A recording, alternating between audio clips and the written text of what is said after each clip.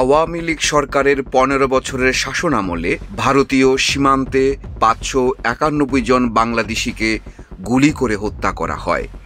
সব মিলিয়ে ১৯৭২ থেকে ২০২৪-এর অক্টোবর পর্যন্ত ৫২ বছরে ভারতীয় সীমান্তরক্ষী বাহিনী বিএসএফের হাতে নিহত হয়েছেন ২৫১৪ জন বাংলাদেশি।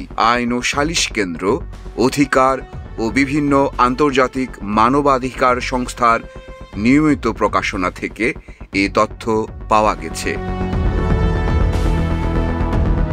আওয়ামী লীগ সরকারের শেষ ১৫ বছরে ২০০৯ থেকে ২০২৩-এর আগস্ট পর্যন্ত ভারতীয় সীমান্ত নিরাপত্তা বাহিনীর হাতে নিহত হয়েছেন ৫৯১ জন বাংলাদেশি। একই সময়ে আহত হয়েছেন আরও ৭৬৭ জন বাংলাদেশি।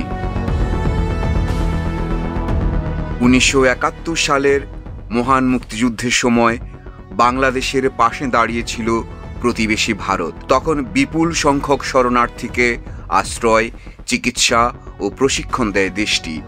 এমনকি মহান স্বাধীনতার আনুষ্ঠানিক ঘোষণার ১০ দিন আগে ১৯৭১ সালের ৬ ডিসেম্বর বাংলাদেশকে একটি স্বাধীন ও সার্বভৌম রাষ্ট্র হিসেবে স্বীকৃতি দেয় ভারত।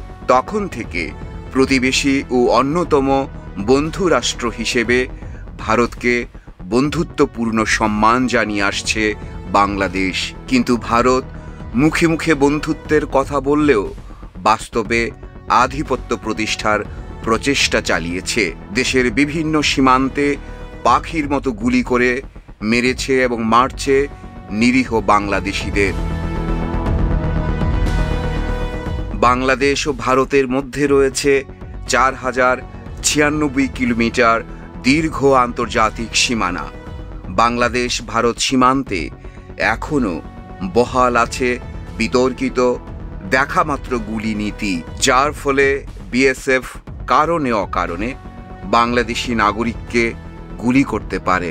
আত্মীয় স্বজনদের বাড়িতে যাওয়া, হাটবাজারে বেচাকেনা করা এবং কাজ খোঁজার জন্য অনেক মানুষ নিয়মিতভাবে সীমান্ত পারাপার করে। এছাড়াও সীমান্তের শূন্য রেখার কাছে কৃষি জমিতে কৃষিকাজ কিংবা নদী তটে মৎস্য আহরণের জন্য অনেক মানুষকে সীমান্ত পথ অতিক্রম করতে হয়। এর মধ্যে কেউ কেউ বিভিন্ন ছোটখাটো এবং গুরুতর আন্তঃসীমান্ত অপরাধে নিয়োজিত। ভারতীয় সীমান্তে হতাহতদের একটি বড় অংশ গবাদি পশু ব্যবসায়ী এবং সীমান্তবর্তী জমির কৃষক বলে জানা গেছে।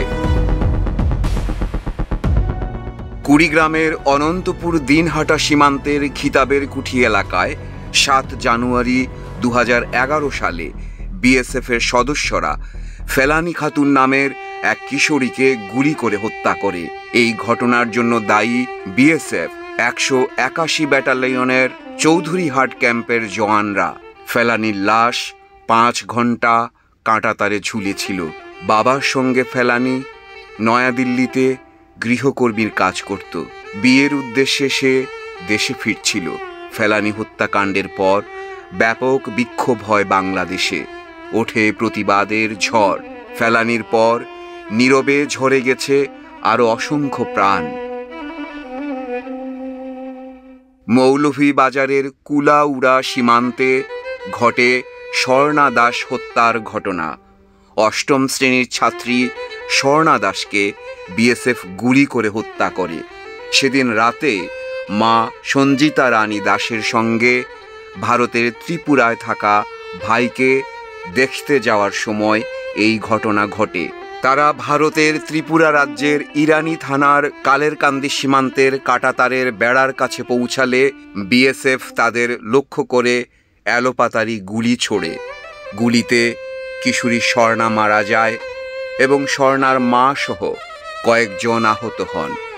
এমনকি গত এক সপ্তাহেও একাধিক সীমান্ত হত্যার ঘটনা ঘটেছে।